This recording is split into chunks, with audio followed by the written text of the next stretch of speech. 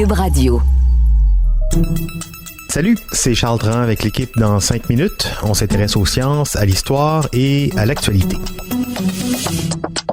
Aujourd'hui, on parle d'archéologie, d'un bien étrange mystère. Des centaines de squelettes humains gisent dans un lac de l'Himalaya, loin de tout, en altitude. Une équipe d'archéologues a étudié l'ADN de ces squelettes et les résultats obtenus n'ont fait qu'épaissir le mystère, puisqu'il semble que certains squelettes viennent de très loin. Alors d'où viennent-ils justement? Quand sont-ils morts, tous ces gens? Que faisaient-ils là-bas, en pleine montagne? Une belle énigme sur laquelle Baptiste Zapirin nous rapporte les quelques débuts d'explications données par la science. L'Himalaya, le toit du monde, son ascension, ses points de vue majestueux et son lac aux squelettes. Le lac Rupkund, c'est son vrai nom. Un lac glaciaire à 5000 mètres d'altitude, petit lac de 40 mètres de long, en plein dans la chaîne de montagnes de l'Himalaya en Inde. Gelé presque toute l'année, difficile d'accès, loin d'à peu près tout. Mais un lac farci de centaines de squelettes humains, en morceaux, sur les berges ou dans ses eaux. Des restes d'hommes, de femmes, d'enfants, plutôt jeunes. Une drôle d'histoire qui ne devient publique qu'en 1942, quand un garde forestier décide de venir voir par là et tombe sur ces ossements. Il reste même un peu de chair sur certains d'entre eux. Comme on est en pleine Deuxième Guerre mondiale, on imagine d'abord qu'il s'agit de soldats japonais qui préparaient une attaque quelques mois plus tôt, avant d'être punis par Mère Nature. Sauf qu'une mission britannique envoyée sur place démontre qu'il n'en est rien, les squelettes sont beaucoup plus anciens, et s'il reste de la chair, c'est parce que le grand froid l'a bien conservé. C'est le début du mystère. D'où sortent ces squelettes?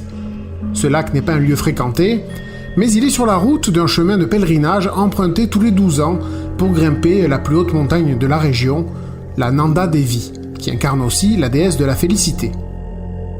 Une légende circule. Les squelettes seraient les restes d'un ancien roi local et de sa cour qui serait parti rendre hommage à la déesse Nanda Devi. Déesse qui n'aurait pas apprécié de voir des musiciens et des danseurs dans l'expédition et leur aurait lancé une tempête de grêle mortelle sur la tête. Il y a quelques années, un groupe d'archéologues a daté quelques ossements au carbone et suggéré que les morts étaient peut-être des voyageurs pris dans une tempête vers le 9e siècle.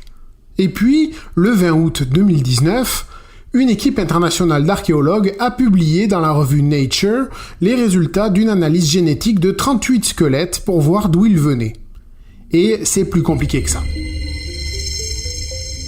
Ils ont trouvé 3 types de squelettes. Un groupe de 23 personnes, tout d'abord, d'ascendance sud-asiatique, donc plutôt des locaux, qui datent de l'an 800 à peu près, mais pas tous morts en même temps par contre. On a aussi, et ça c'est très étonnant, 14 autres squelettes qui ont des ancêtres typiques de la Méditerranée orientale, donc proche de la Grèce, et qui sont beaucoup plus récents, eux, ils sont de l'année 1800 à peu près. Ce type d'origine est très rare en Inde. Et on a aussi un autre squelette de la même époque, mais originaire de l'Asie du Sud-Est, donc Indonésie, Thaïlande, Malaisie, cette région-là. Bref, on pensait trouver des réponses, mais au final, on a encore plus de questions. Comment un lac si austère a-t-il pu rassembler des cadavres si éloignés dans le temps et dans l'espace? L'hypothèse la plus plausible pour les 23 cadavres d'origine sud-asiatique, les locaux donc, et aussi pour le squelette d'Asie du Sud-Est, l'hypothèse serait donc une série de pèlerinages qui auraient fini tragiquement dans une avalanche ou une tempête. Pour ce qui est des 14 squelettes d'ascendance grecque, c'est plus compliqué. Les scientifiques estiment que ces gens sont nés en Méditerranée orientale. Alors que faisaient-ils là? La théorie d'un pèlerinage hindou pratiqué par un groupe de Grecs au XIXe siècle, c'est improbable, mettons. Dans le magazine The Atlantic, une anthropologue, Kathleen Morrison, a indiqué qu'il y a eu un bref royaume hellénique installé en Inde il y a plus de 2000 ans. Alors peut-être qu'on a là des gens venus sur les traces de leurs ancêtres. Peut-être, mais il n'existe aucune trace écrite d'une expédition grecque dans les années 1800 dans ce coin du monde.